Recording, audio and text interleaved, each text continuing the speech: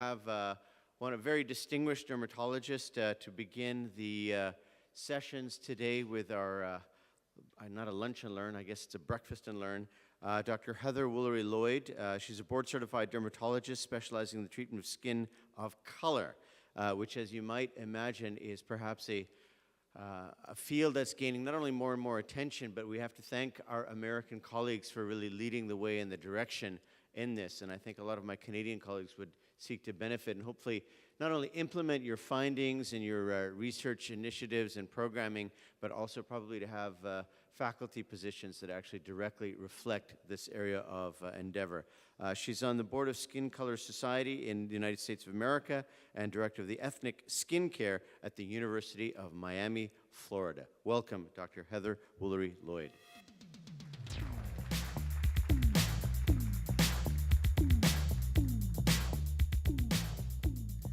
That was very appropriate music since I'm from Miami. That's like the land of nightclubs. But I am going to talk about today, let me lower this a little bit, I'm not that tall, about considerations in acne treatments in skin of color patients. So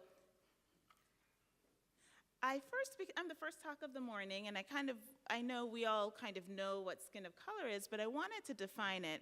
We know that skin of color, or we define skin of color as skin types 4 through 6, which are lightly tan to dark brown skin. And it's important for us to understand the role of melanin because there are advantages and disadvantages of having a lot of melanin in your skin. And this slide, this histology of the skin really shows what melanin does. If you pay close attention, let's see if I can get my... If you pay close attention, you can see that the melanin is on the apical surface. So it's almost like a little umbrella capping each of our keratinocytes. And the reason why it does that is that it's basically protecting the DNA contents of our cells. So this is a histology from a richly pigmented person. And you can see that right on the apical surface, the outside surface that's exposed to the sun, there's a little cap or umbrella of melanin. So that's what the advantage is. But the disadvantage is that the more melanin you have in your skin, the more likely you are to get pigmentary changes, primarily hyperpigmentation, although hypopigmentation can happen. So when you look at acne and skin of color, there's a lot of data to suggest that it's equal among all ethnicities. So a rate of 27 to 29%. It is very common in adult women, and that is my practice, primarily adult women. So I treat a lot of acne, and those women are typically very frustrated because they think that there's this belief that it's really a disease of teenagers, but really most adult women have acne, and that's what I see in my practice. And what I find also, it's the most common cause of hyperpigmentation in skin of color. So one study looked at acne in patients of color and looked at African American, Asian, and Hispanic subjects. And in this study, they found that 70% of African Americans in this study had papular lesions, followed by 65% presented with acne hyperpigmented macules. And when you look at the Hispanic patients, it was similar. Most had papular lesions, followed by acne hyperpigmented macules. Comedonal, pustular, and cystic lesions were less common. And again, in the Asian patients in this study, and there were only 19, papular lesions were most common. 47% had those acne hyperpigmented macules, and again, cystic lesions were least common. So based on this study, it was done in New York, the most frequent presentation in patients of color with acne is the papular lesions, followed by the acne hyperpigmented macule. And in this study, cystic lesions were the least frequent finding. So that raises a question. Is nodular cystic acne less common in skin of color and in particularly African American patients? And that was looked at way back when. I think this is from 1970. And Dr. Wilkins and Voorhees was looking to see why there was this feeling in clinical practice that severe nodular cystic acne was less common in African American patients. And they proposed that this was because the follicle was less likely to rupture and cause inflammation, that the follicle and blocks were more likely to keratinize, and also that the follicular epithelium of the pilosebaceous unit was thicker. So that was the general belief up until recently. But now we have some new, somewhat conflicting data. And this is based on a very large international trial looking at almost 3,000 women across 4 major cities. And basically, they took photographs of the left side of the face, and they were graded for hyperpigmentation, acne, and scarring. And you can see all of the African American subjects came from Los Angeles, and the Hispanic subjects came from Los Angeles. The continental Indian subjects also came from Los Angeles. The Asian subjects were split between Los Angeles and Akita in Japan, and that's very significant. We'll talk about that later on. And the Caucasian subjects were split between Los Angeles, Rome, and London. So what did they find? So this is a study just looking at the left side of the face. Photographs were graded. And in this study, 37% of the people of African descent had clinical acne. 32% of the Hispanic patients had clinical acne. 30% of the Asian patients had clinical acne. And the lowest rates of acne were in Caucasian and continental Indian subjects. And when you look at the breakdown, inflammatory or non-inflammatory, the strongest trend was for inflammatory lesions in the African American, Hispanic, and Asian patients, ranging from 19 to 20%, and lower rates of inflammatory acne in Caucasian and continental Indians. The comedonal acne was very similar across the groups, but again, higher rates of comedonal acne in African Americans.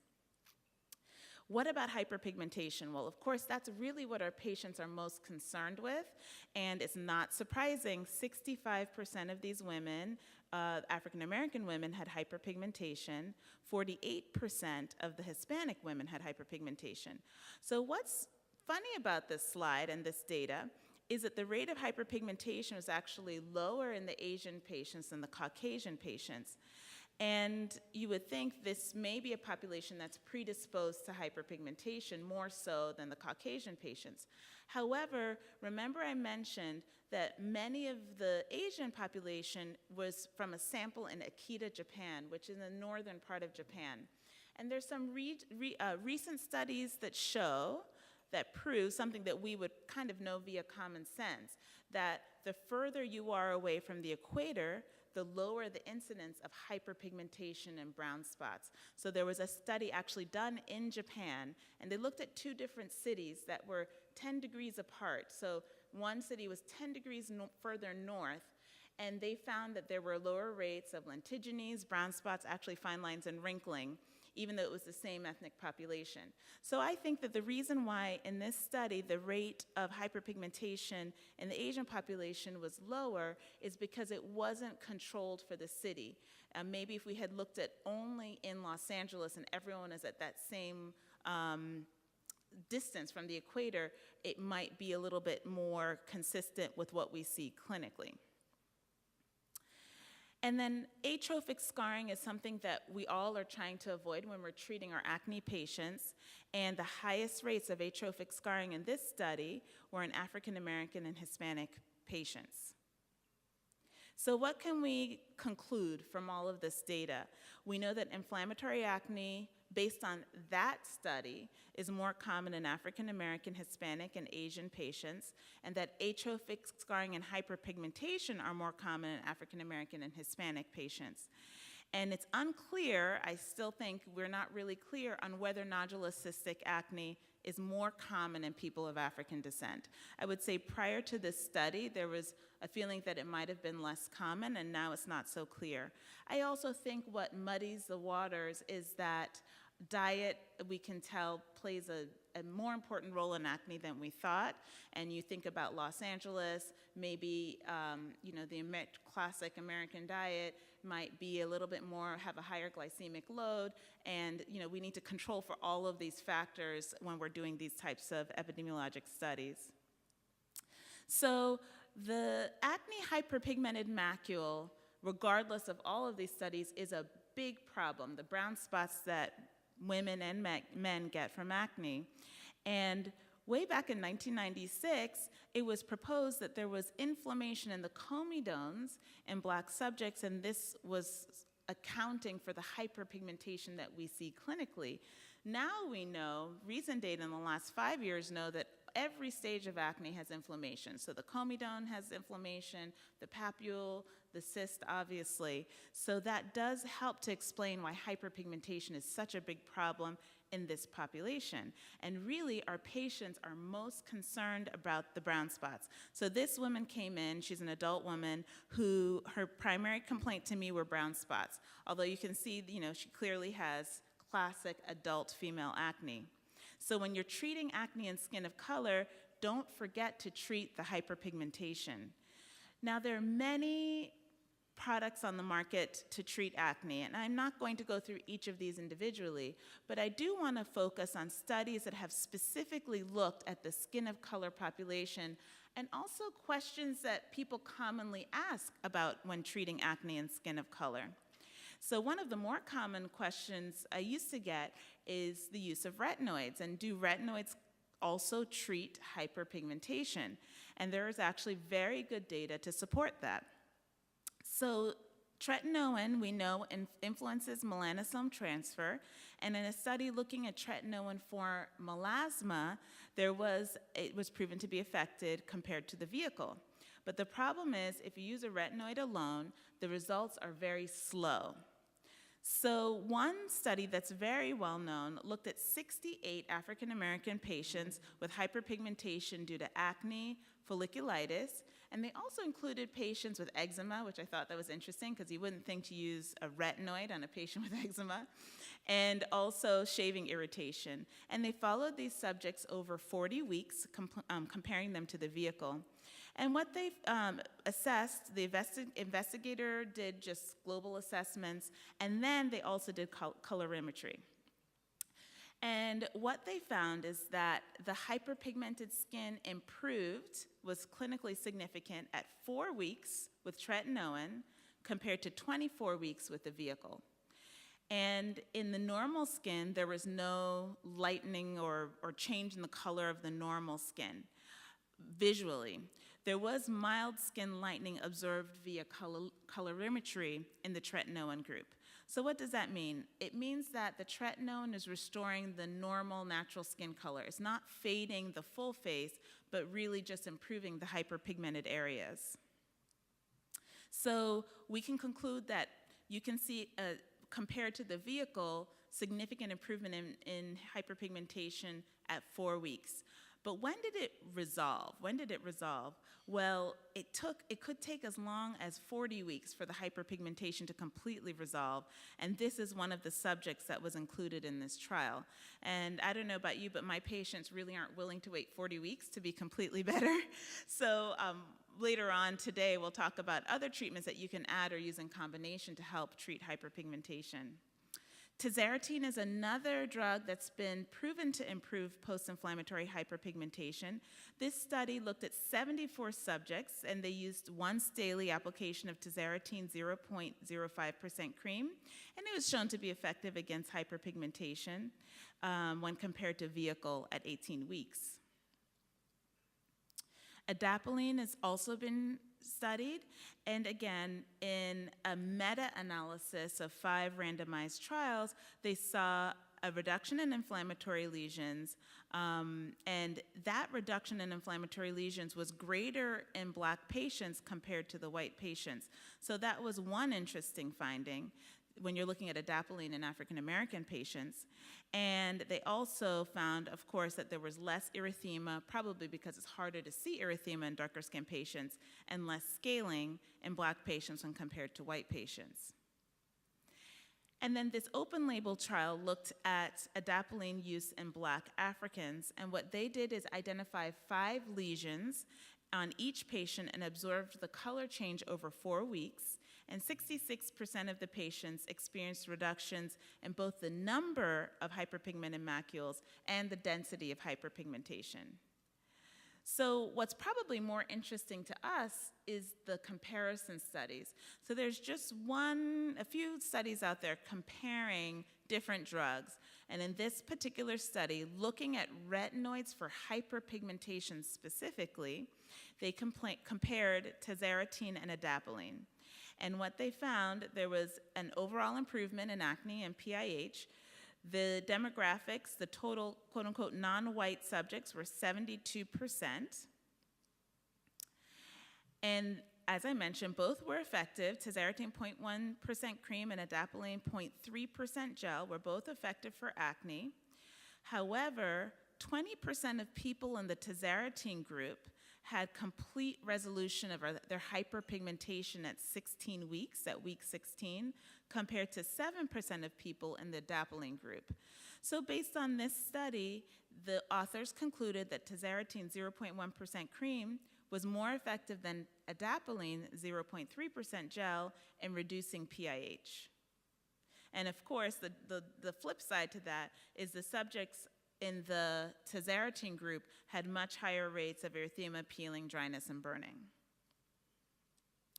What about isotretinoin? Can we use isotretinoin to treat hyperpigmentation? And there's a very old study. It was published in 1987, but it looked at 10 black patients aged 17 to 34 treated with isotretinoin.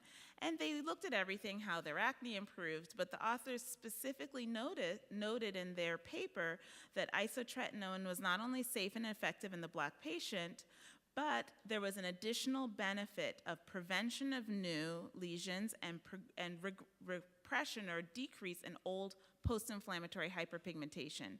And I definitely see that in my trial, in my patients. So this is a patient before and after. You can see his hyperpigmentation has improved.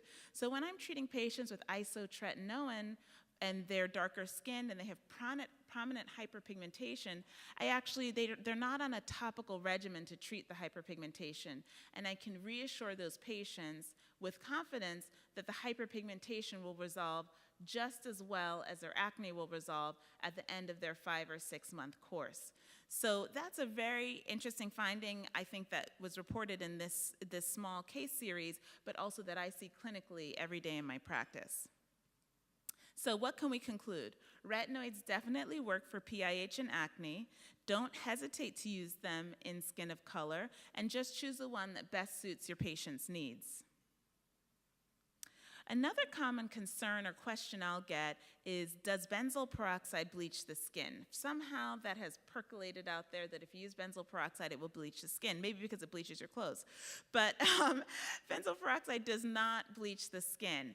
Rarely you can get post-inflammatory hypopigmentation, and that's more of a post-inflammatory response. And more commonly, I'll see post-inflammatory hyperpigmentation. And that's because approximately 5% of the population is sensitive to benzoyl peroxide, although many can tolerate lower concentrations. So it absolutely does not bleach the skin. It won't change the skin color, and don't be afraid to use it in your patients. What about minocycline in skin of color? That's another hot topic. And does minocycline cause hyperpigmentation in skin of color? And the answer to that question is yes. You can clinically see overall darkening of the face. That's probably the most common thing I've seen. But also you'll see darkening of the lips, darkening of scars, particularly on the legs. And so if you're using oral antibiotics in acne, you might want to consider using a different antibiotic if you're concerned about the risk of hyperpigmentation.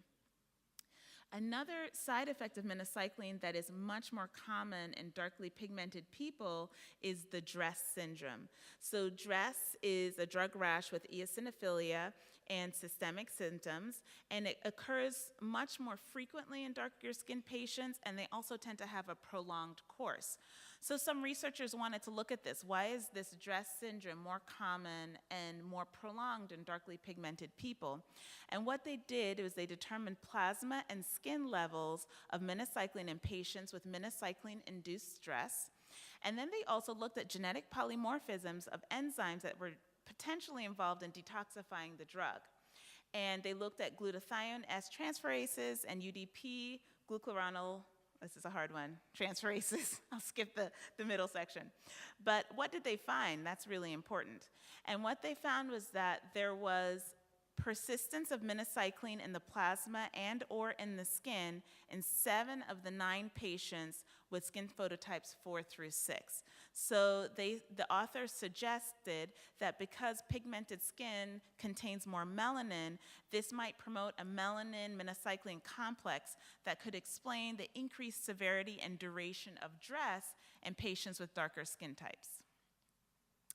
What if you want to use minocycline and it's really, it really is what works for your patient? Is there anything you can do to ameliorate or prevent hyperpigmentation or any of these side effects? Well, there is a nice animal study looking at that.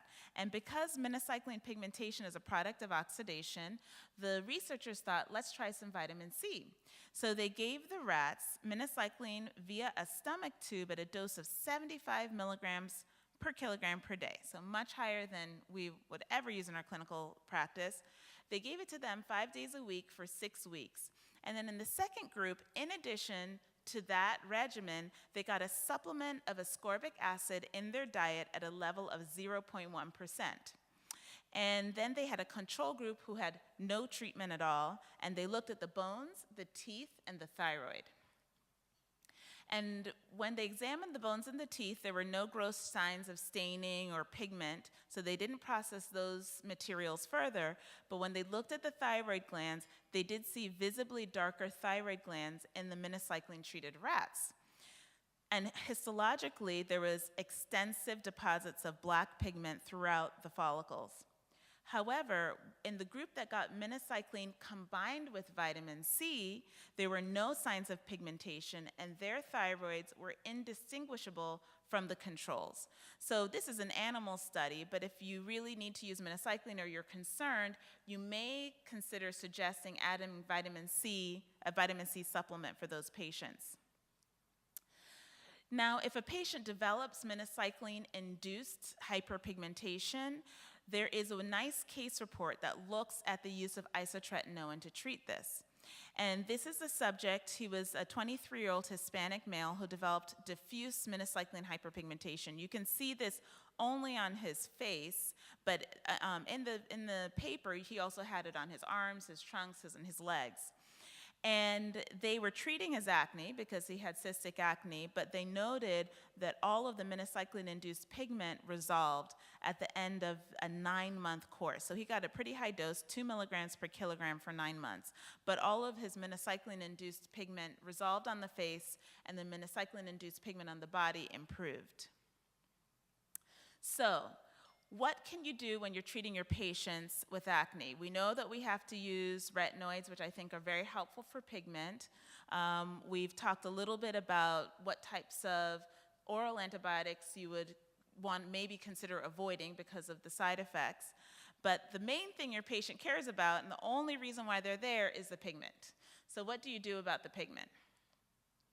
So I typically use hydroquinone, and it comes in 2% over the counter, 4% by prescription, but 6 to 8% can be compounded. In fact, in my compounding pharmacy, they'll go up as high as 12%, although I've never used that.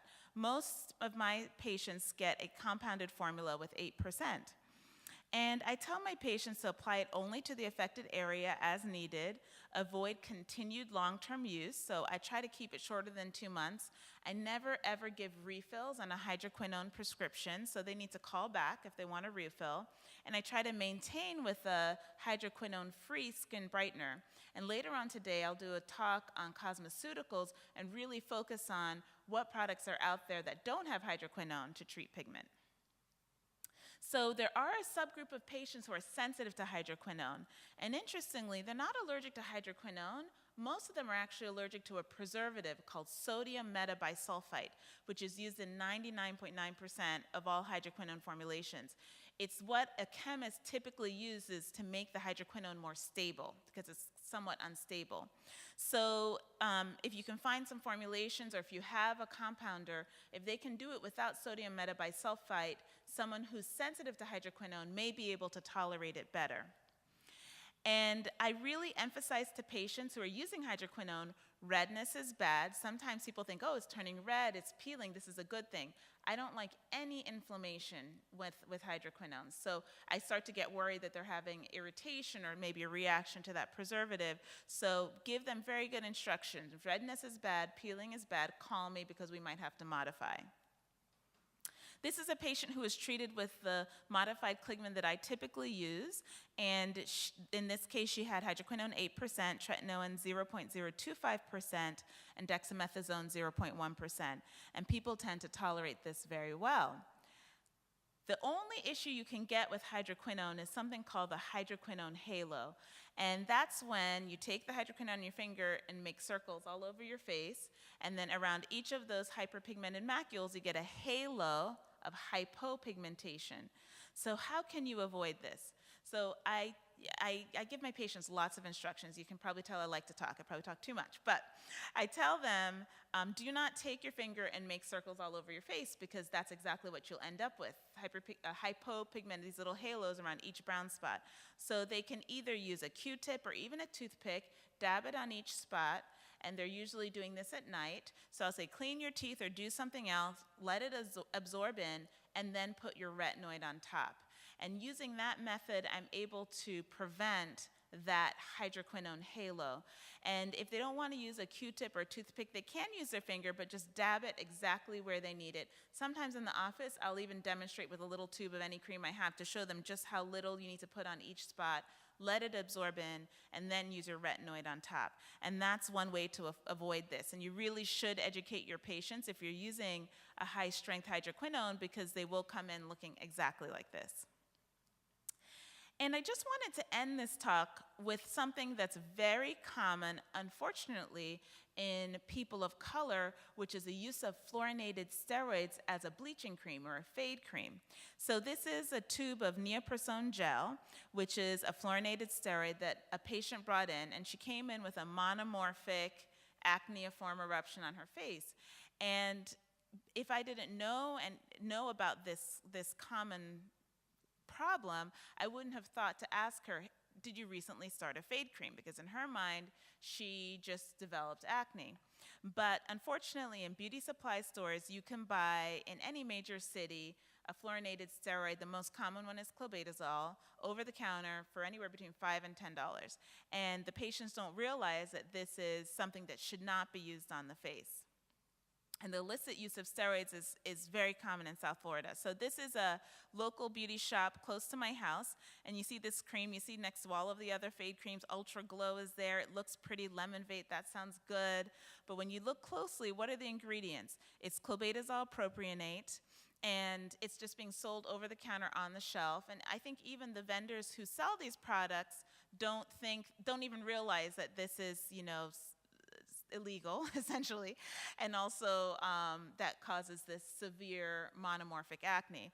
And this is what you typically see when the patient comes in, just diffuse, covering her entire face. I'm just showing her forehead, but her entire face is covered in this new onset monomorphic acne. So if you see this type of presentation in your practice, your very first question is, did you start a new fade cream? Because she won't know that the fade cream caused this.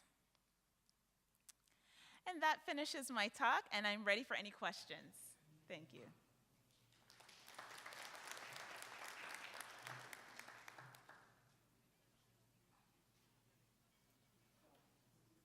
Yes.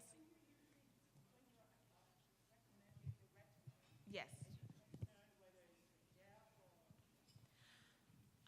No, does it? I'm sorry. The question is, if when you're using a retinoid, are you concerned about a gel or a cream? Really, I ask every patient, do they think they have oily or dry skin? And I pick my retinoid based on how dry or oily their skin is. So if they feel like they have really oily, sebaceous skin, then I feel comfortable giving them a stronger retinoid, which might be, a tazarotene. I always start with a cream with tazarotene. I very rarely will go straight to the gel with tazarotene, but some people end up on the gel in the end. And, but I pick the right retinoid for that patient. So if they're ultra sensitive, if I feel like they're really, really dry adult woman who's very dry skin, I might go with an adapalene cream. If they're very, very greasy and can tolerate a kind of more robust, response, then I would go with a gel or a stronger retinoid. I think there was a question here. Yes. Oh, okay. I'll go ahead. No, Wherever you're going. the I person don't know. you were pointing to. Yes. In the study, they were talking about higher tazarotene levels and higher retinoids, the highest. Is there ever concern about post-inflammatory hyperpigmentation from the stronger retinoids? Yes. Yes. And I see that every once in a while, but I do a lot of patient education. So all of my patients get a form, and it has a regimen AM and PM and all the details that they need to know. So it says less is more. I typically, believe it or not, demonstrate on my hand what a pea-size amount looks like for the full face. Start every other day. If they're tolerating it well, go up to every day. Mix it with a moisturizer if you're feeling dry. Skip a few nights if you're feeling dry. And I go through basically a full explanation of what to expect so that I can avoid it. And I sound like a broken record. I say it over and over again. If you feel dry, use it every other day or mix it with a moisturizer. It's okay if you can only use it Monday, Wednesday, and Friday. I'm okay with that.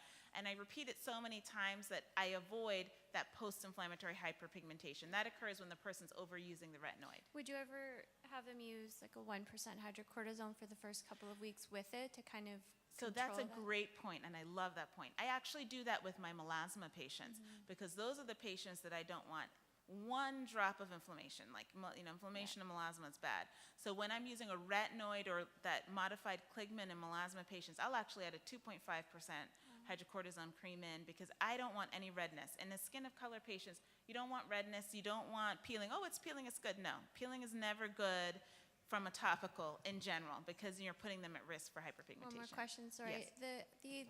The azelaic acid prescription, do you use that when you're taking people off hydroquinone? We've started doing that. Yes, so using that? I use it, it's one of those things I use for many different ways, but that is one of the alternatives that I'll use if I'm trying to maintain on a hydroquinone-free regimen. That also can be drying, so you, again, have to educate if you feel dry, decrease the frequency or add a moisturizer.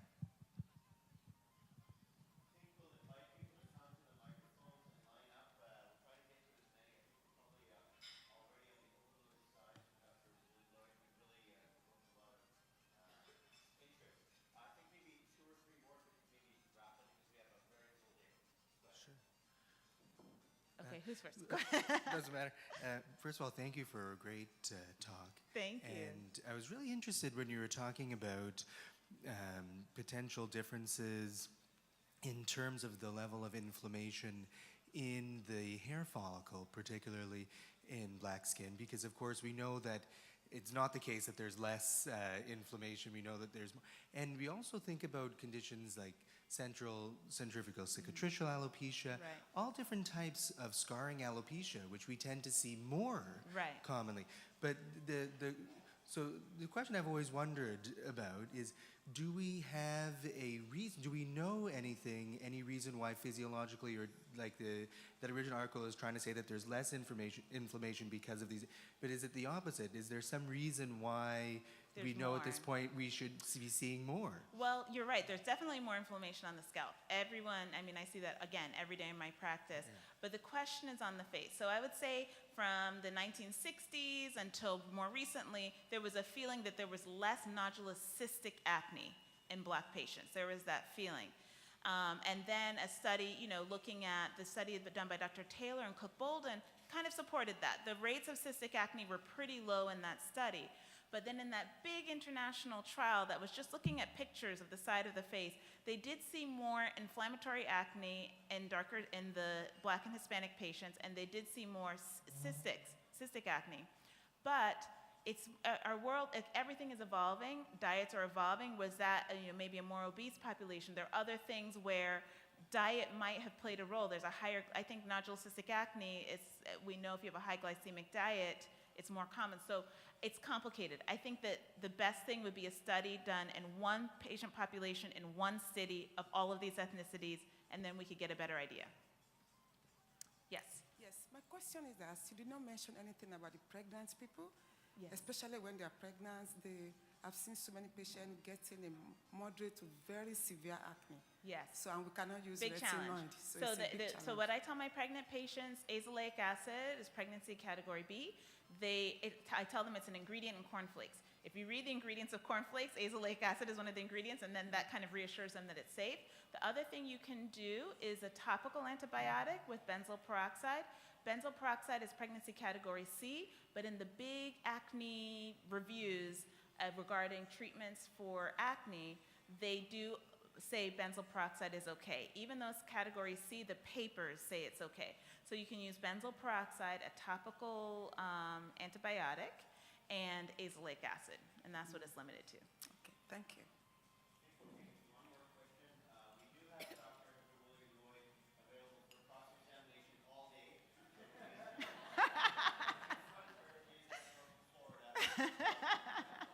I have a question with regards to scarring after, I have patients that pop their acne. Yes. And I've been told that if they're, for instance, on adapalene, if they pop their acne, that it takes longer for that scar to heal. Is that true? And can you speak on? Yeah, it's hard because people want, and they naturally want to squeeze. Everyone wants to squeeze a pimple, every single person. I think that's a rare person who doesn't want to do it. But, you know, I tell my patients that, so your question was, does it take longer to heal if they are manipulating their skin? And the question is absolutely. I do think it promotes more hyperpigmentation, and there's a whole population of patients that I'll see who have acne excoriae where all of those dark marks are really from just chronic manipulation and squeezing. So what I tell them, I'll give them very specific advice. When you feel yourself trying to go after it, stop, and realize what you're doing, and put a topical medicine on. And you have to give them an alternative behavior to replace that desire to squeeze. And if you put, you know, a nice creamy glob on your face, you're less likely to, you know, squeeze. But it's a tough problem, and I give them that specific instruction.